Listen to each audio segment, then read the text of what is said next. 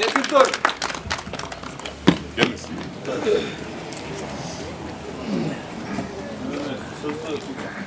Aksakallarını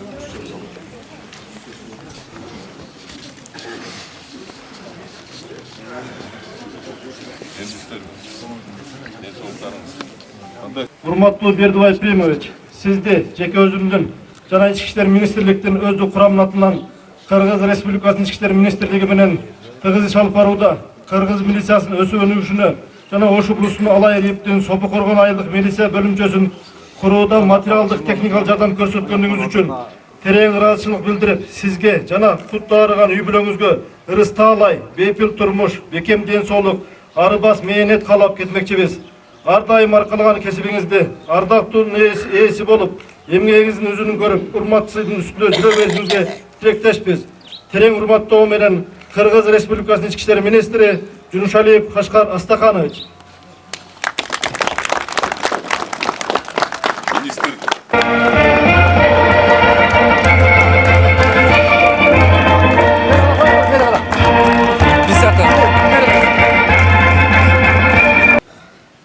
Буга чейин бул Сопу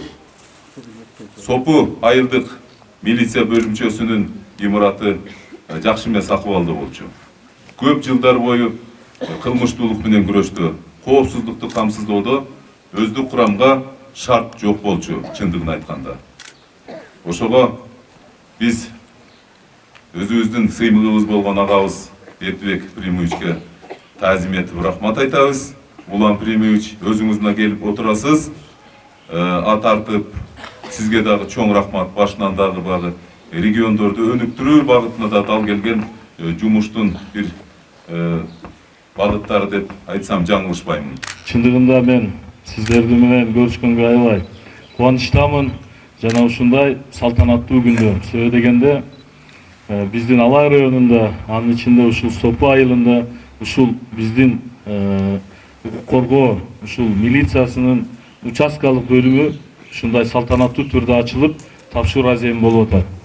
Буга эмне түрткү болду? Буга түрткү, өзүңүздөр билесиздер, президент тарабынан акыркы 2 жылдан бери ушул региондорду өнүктүрүү деп жарыяланып, бир топ иш-аракеттер болуп атат.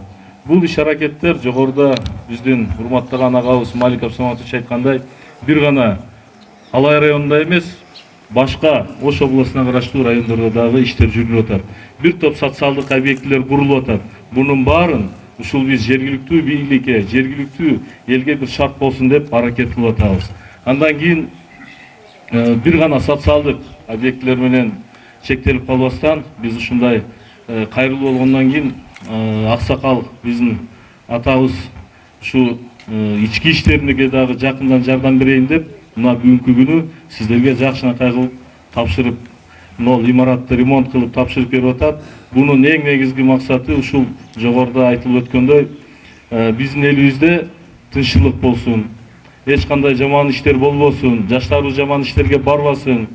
Андан кийин биз эми сөзсүз түрдө ушул коргоо органдарынан ишти талап кылаардан мурун биз аларга шарт түзүп беришибиз керек. Ушул шарттын бири ушул биринчи кадамдарыбыз деп биз эсептейбиз. Мындан ары дагы Кудайым буйруса ушул жаатта иштерди алып барабыз.